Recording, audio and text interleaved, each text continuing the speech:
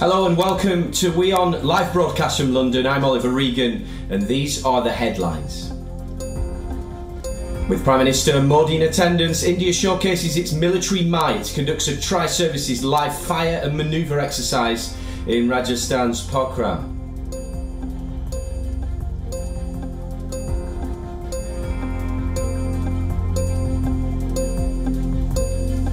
India's northern state of Haryana gets a new Chief Minister.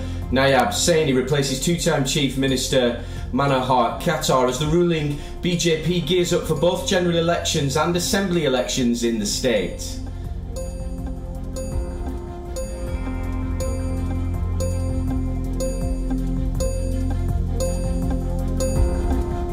Over 200 tonnes of food on a boat named Open Arms leaves from Cyprus. It's all set to dock along the Gaza south coast of Gaza City at a pier built by international humanitarian groups, the UAE and Cyprus. The shipment marks a pilot run for a sea corridor to Gaza.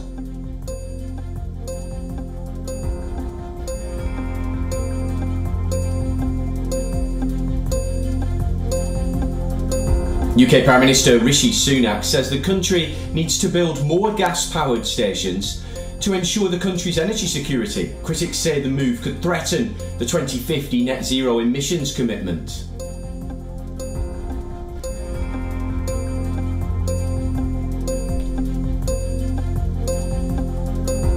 Haitian Prime Minister Ariel Henry resigns as head of the Caribbean nation. An unelected role the 74-year-old neurosurgeon has held since the 2021 assassination of the country's last president.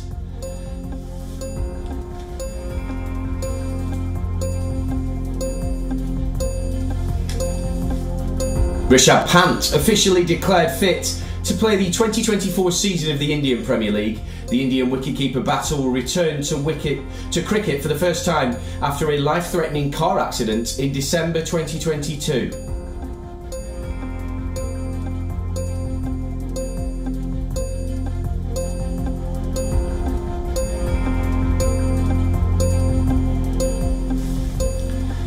The Tories are gearing up for the upcoming general election, and with it comes the possible return of former Prime Minister Boris Johnson. Reports claim Johnson is expected to campaign for the Conservative Party in the Midlands and Northern England before the general election. The UK Parliament constituencies of the Midlands and those constituencies in Northern England have historically held strong support for the opposition Labour Party. Political pundits have said the constituents have called the constituencies red wall seats, a reference to its left-of-centre policies. However, the Tories are seeking to woo back the voters who played a crucial role in Johnson's 80-seat majority in 2019. Johnson allies say the senior Tory figure is likely to visit marginal constituencies where he's expected to make speeches. However, while attributing to sources, British publication The Times said there's a very thin chance that Johnson is going to appear on stage with the UK Prime Minister Rishi Sunak. Since Johnson's exit from number 10, the relationship between Johnson and Sunak nosedived, as Johnson has often accused Sunak of betrayal after his forced exit. However, it seems like both the leaders are trying to solve their differences. Recently, Sunak and Johnson issued a joint statement on the anniversary of the Russia-Ukraine war. Recently, Sunak suffered a major blow after Lee Anderson defected to Reform UK. Anderson was a popular Red Wall Tory MP. Reports claim David Cameron, the former Prime Minister, who is now serving as the current Foreign Secretary, is also expected to throw his weight behind Sunak. On the contrary, Labour leader Keir Starmer has so far not sought support from former Labour PMs Tony Blair and Gordon Brown. Labour members say Starmer will continue to fight the general election on his own terms.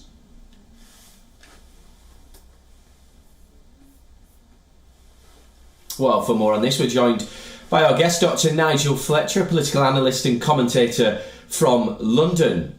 Dr. Nigel, interesting news with Boris Johnson returning potentially to the political front line. Do you think that's likely to be a popular move with the electorate? Well, it's quite difficult to see what the plan is going to be, because, as you mentioned in your introduction, it hasn't been the happiest of relationships between Rishi Sunak and Boris Johnson.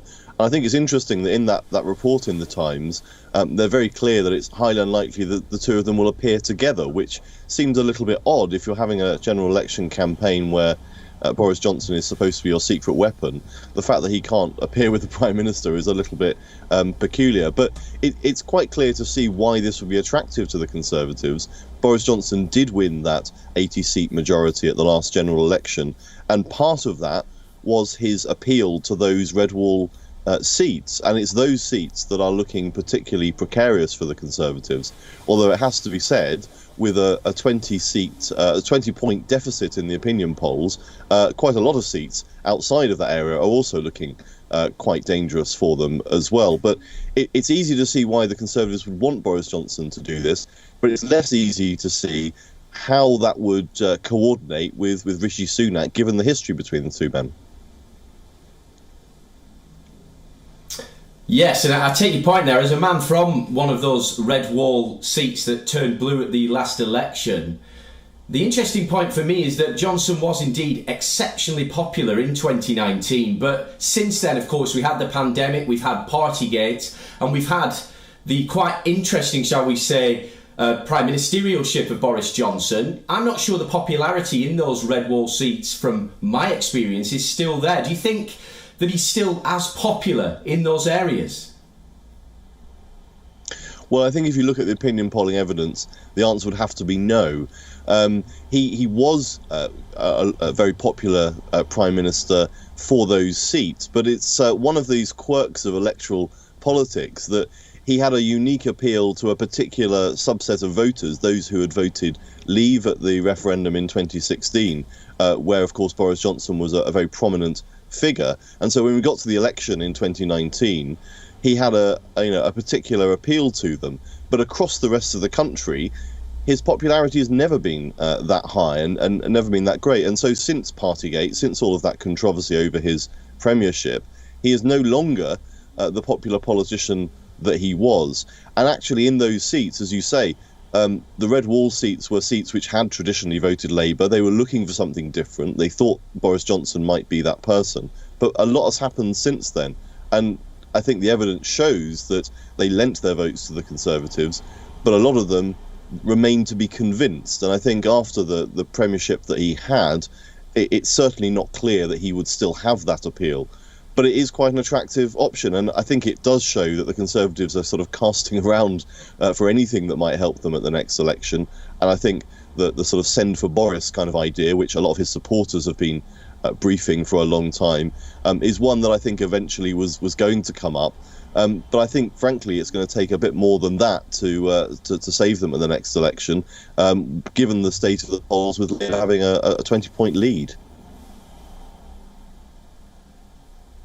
Yeah, one thing's for certain, I'm sure he's going to generate some headlines over the coming months. Dr. Nigel Fletcher, political analyst and commentator from London, many thanks for your insight. The UN's Special Representative on Sexual Violence in Conflict informed the UN Security Council that there are reasonable grounds to believe that conflict-related sexual violence, including rape and gang rape, occurred on October 7th. We found that there are reasonable grounds to believe that conflict-related sexual violence, including rape and gang rape, occurred in at least 3 locations, namely the Nova Music Festival site and its surroundings, Road 232, and Kibbutz Reim. In most of these incidents, victims were first subjected to rape, then killed.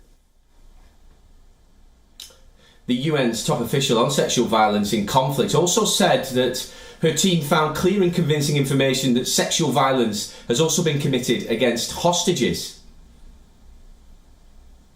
In terms of findings on sexual violence, we found clear and convincing information that sexual violence, including rape, sexualized torture, and cruel, inhuman, and degrading treatment have been committed against hostages, and we have reasonable grounds to believe that such violence may still be ongoing against those in captivity. Patton's team visited Israel between January 29th and February 14th. The mission was to gather, analyse and verify information on sexual violence linked to the October 7th attacks. However, Pramila Patton said these findings aren't enough for hostilities to continue. As she calls for a humanitarian ceasefire, the special representatives meet with the UNSC was requested by the UK, the US and France. Israel's Foreign Minister Israel Katz reiterated calls for the release of hostages as he accused the sexual crimes committed by Hamas worse than the terror actions carried out by Al-Qaeda, ISIS and other terror organisations. Is not speaking on behalf of the Muslim world, and we are asking you to condemn the sexual violence crimes these barbarians committed in the name of the Muslim religion.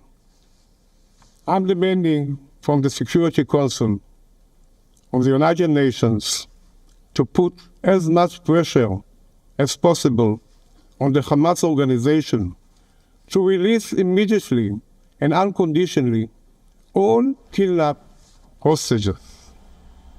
The UN meeting took place against the backdrop of rising hunger in Gaza and as Muslims around the world are celebrating the holy month of Ramadan.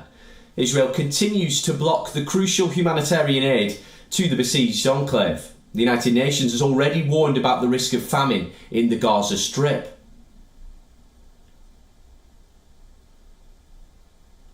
And I repeat, as many of you have said, an immediate ceasefire. But Netanyahu's political survival requires for the onslaught to continue. And so here we are, 5 months later, with a genocide underway before the eyes of the world and with no end in sight.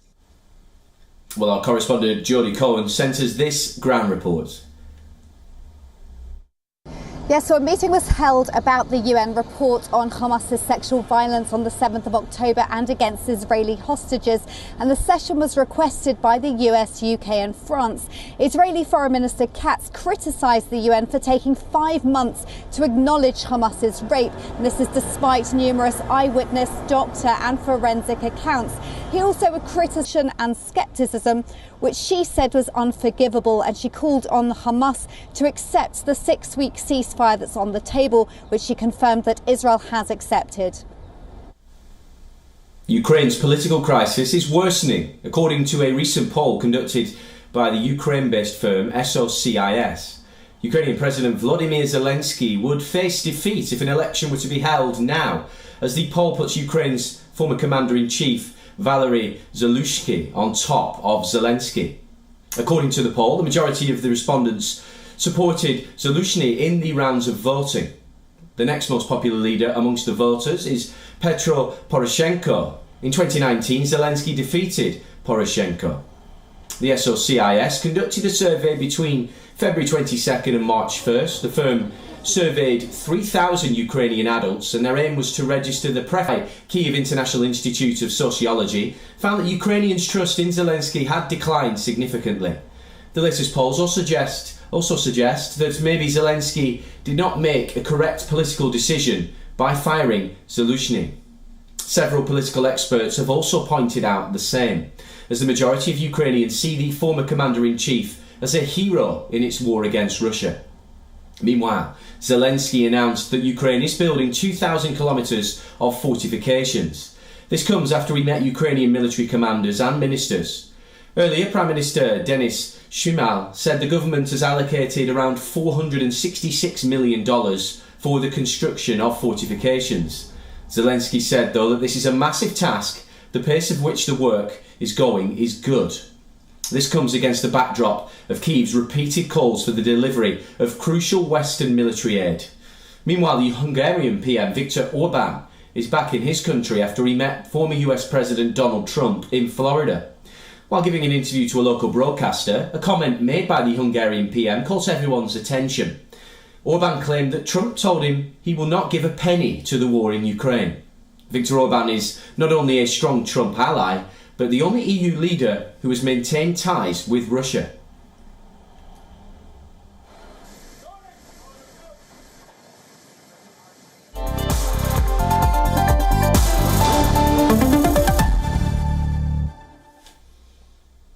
As the cost of the war in Ukraine continues to mount, the Russian government is considering several drastic tax hikes intending to raise 4 trillion rubles, which is $44 billion. A Bloomberg report quoting sources showed tax hikes on corporate profits and high-earning individuals are being considered. Those with annual incomes of more than 5 million rubles may see their taxes increase to 20% from 15%, and businesses to 25% from 20%.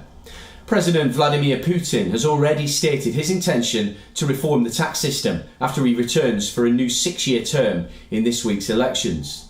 In a February 29th speech to lawmakers and officials at Russia's Federal Assembly, Putin said he wanted a more equitable distribution of the tax burden towards those with higher personal and corporate incomes.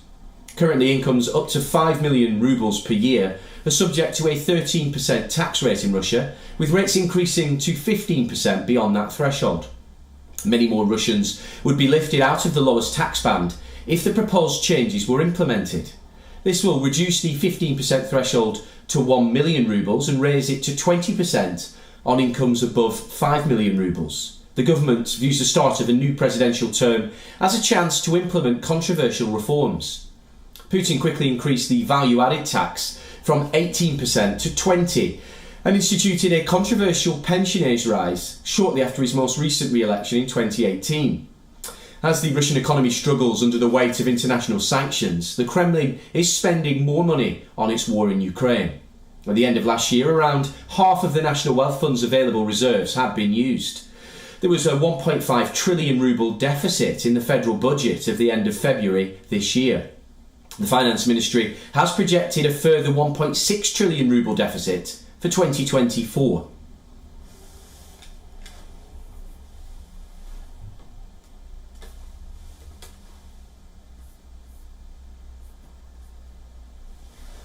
The world has become more interconnected and complex, and security threats are becoming increasingly sophisticated, and therefore various nations are strengthening their defence technologies. China is one of them.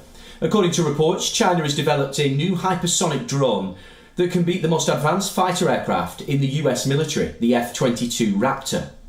The new Chinese hypersonic drone has a lift-to-drag ratio of 8.4, similar to that of the F-22 Raptor. The lift-to-drag ratio is a crucial parameter for measuring aerodynamic efficiency. It indicates the aircraft's performance against Earth's gravity. The faster the aircraft, the greater the drag it encounters. Meanwhile, the new unmanned aircraft can fly flexibly even at high altitudes, which means it offers substantially more manoeuvrability compared to other hypersonic flights that rely on predicted flight trajectories. One of the core team members behind the drone said the new model is 12 metres long with a wingspan of nearly 6 metres, making it significantly larger than MD-22. The MD-22 is an unmanned hypersonic combat aircraft offering ultra-long range and high manoeuvrability. The latest engineering marvel is likely to heighten Western concerns about China's drone flight capabilities.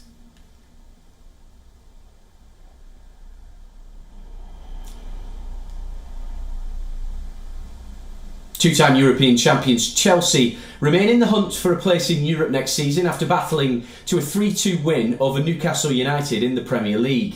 Cole Palmer advocated his claims for a national team call-up in front of England manager Gareth Southgate as Chelsea extended their unbeaten run in the top flight to 4 games. Well, Newcastle